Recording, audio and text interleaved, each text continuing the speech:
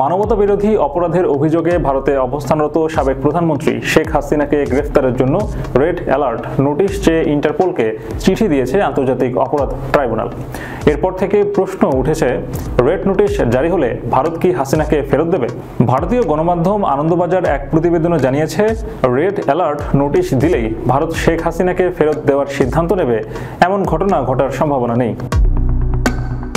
দেশটির পররাষ্ট্র মন্ত্রণালয়ের সূত্রের বরাতে গণমাধ্যমটি আরও জানিয়েছে, বর্তমান পরিস্থিতিতে দাঁড়িয়ে ঢাকাকে এই কথাই মনে করিয়ে দিতে চাইছেন কূটনীতিকেরা। বাংলাদেশের অর্থনীতিকে কোণঠাসা অবস্থা থেকে ফিরিয়ে আনতে এবং ভবিষ্যতের ধাক্কা সামলাতে ভারতের সঙ্গে বাস্তবচিত সম্পর্ক তৈরি করা উচিত। নয়াদিল্লির উপর রাজনৈতিক চাপ বাড়ানোর নীতি নিলে বাংলাদেশের অর্থনীতির পরিস্থিতির সুরাহা হবে না। তথ্য অনুযায়ী 2023 সালের জুলাই থেকে 2024 সালের মার্চ পর্যন্ত বাংলাদেশ $563 কোটি ঋণ নিয়েছে।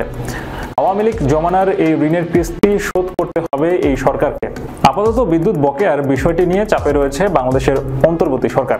বকেয়া $84.6 কোটি পরিশোধ না করায় চলতি মাসের প্রথম থেকে বাংলাদেশকে বিদ্যুৎ সরবরাহ 60% কমিয়ে দিয়েছে আদানি গ্রুপ। একই সঙ্গে 7 নভেম্বরের মধ্যে বকেয়া না মেটালে সরবরাহ বন্ধ করার হুমকিও দেওয়া হয়েছিল। এই অবস্থায় বাংলাদেশের বিদ্যুৎ উন্নয়ন বোর্ড $17.3 কোটি একটি নতুন লেটার অফ ক্রেডিট জারি করেছে। অর্থাৎ বকেয়ার কিছু অংশ মেটাতে পেরেছে, এখনো অনেকটাই বাকি। গত কয়েক বছরে ভারত প্রায় $800 কোটি নামমাত্র সুদে ঋণ দিয়েছে বাংলাদেশকে। এছাড়া অনুদান দিয়েছে বিভিন্ন প্রকল্পে, যার মধ্যে রয়েছে সড়ক, রেল, সেচ, নৌবন্দরের মতো ক্ষেত্র। ঔষধ এবং খাদ্যপণ্যের ক্ষেত্রেও ভারত নির্ভরতা যথেষ্ট রয়েছে বাংলাদেশিদের।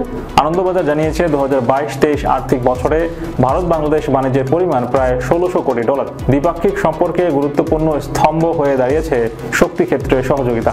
পাশাপাশি অয়েল ইন্ডিয়া এবং ওএনজিসি বিদেশ লিমিটেড যৌথ মঞ্চ তৈরি করে বাংলাদেশের উপকূলবর্তী এলাকায় তেল নিষ্কাশনে বড় ভূমিকা নিয়েছে। এই মুহূর্তে ভারত থেকে 1160 মেগাওয়াট বিদ্যুৎ আমদানি করছে বাংলাদেশ। পাইপলাইনে ভারত থেকে বাংলাদেশে হাই স্পিড ডিজেল পরিবহন উল্লেখযোগ্য সাফল্য। ভারতীয় কূটনীতিকেরা বলছেন, শেখ হাসিনা নয়, এই ক্ষেত্রগুলোতে ভারতের সহায়তা নিয়ে বাংলাদেশের অর্থনীতিকে সামলানো এখন খুবই জরুরি। বাংলাদেশ আর্থিকভাবে দেউলিয়া হয়ে পড়লে তা ভারতসহ গোটা দক্ষিণ এশিয়ার পক্ষেই চ্যালেঞ্জ হয়ে দাঁড়াবে। দিল্লির মতে এই কোণঠাসা পরিস্থিতিতে ভারতকে চাপ দেওয়ার চেষ্টা না করে বরং ভারতের সহায়তা নিয়ে অর্থনীতিকে কিছুটা চাঙ্গা করার লক্ষ্যে কাজ করা উচিত ইউনূস সরকারের।